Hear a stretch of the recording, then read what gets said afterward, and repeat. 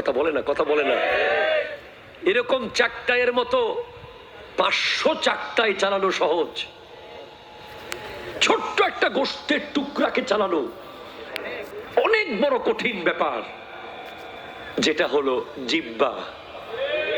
ঠিক কিনা? জোরে কথা বলেন না।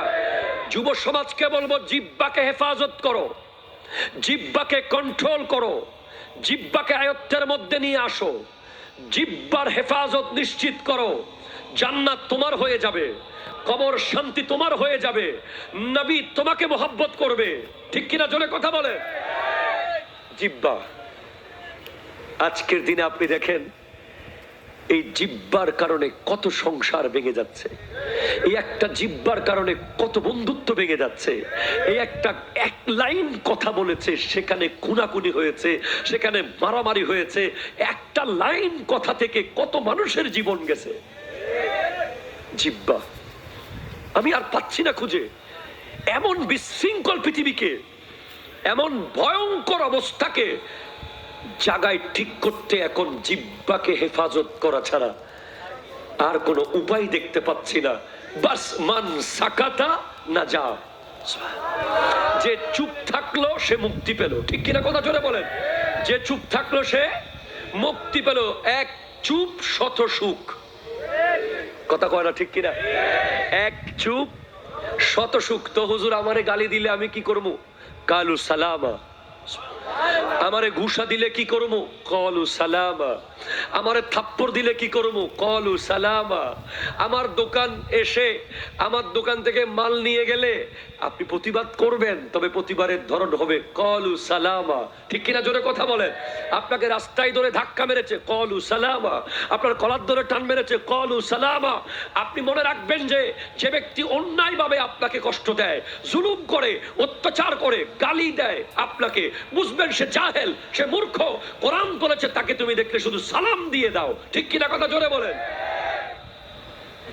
যুব সমাজ মুখ বন্ধ রাখবে আর সালাম দেবে। বলেন কি করবে? আর কি করবে? মুখ বন্ধ রাখবে। পট পট পট পট পট গালি, হুট হুট হুট করে বংশ ধরে কথা, বাপ ধরে কথা, মা ধরে কথা, যাকে থাকে যে কোনো ট্যাগ লাগিয়ে দেওয়া। ঠিক কিনা বলেন? করা যাবে না। সেকেন্ড ওয়ান হলো লজ্জাস্থান,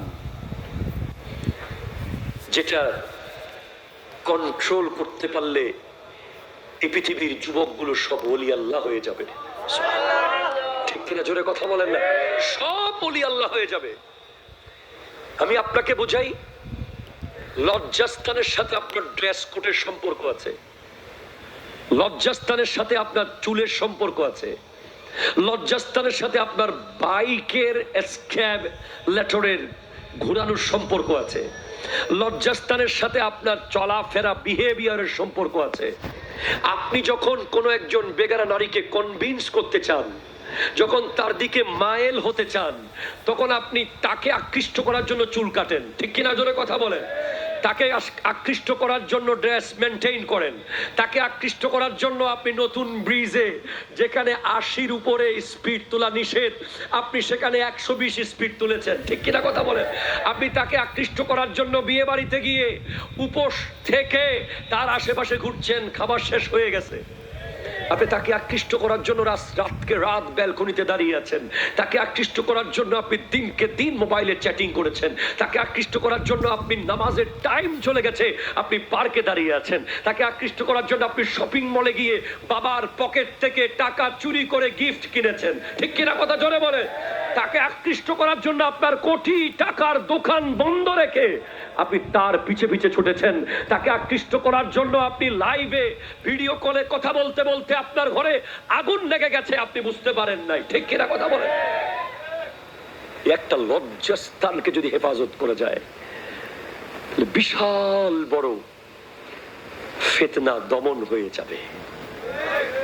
হুজুর করলাম না, কি হবে? যদি বলেন হুজুর আপনার ওয়াজ মানলাম না, আপনি বলতেছেন মুখকে হেফাজত করতে, লজ্জাস্থানকে হেফাজত করতে, করলাম না, কি হবে? এরকম বহুজন আছে না, করলাম না। আরে কি একটা শব্দ বলে না, খাল্লি বাল্লি। ঠিক কিনা কথা বলেন? আপনি খাল্লি বাল্লি বলেছেন, আপনি করেন নাই, মুখে হয়তো বলছেন না, কালকে সকালে আমল করবেন না।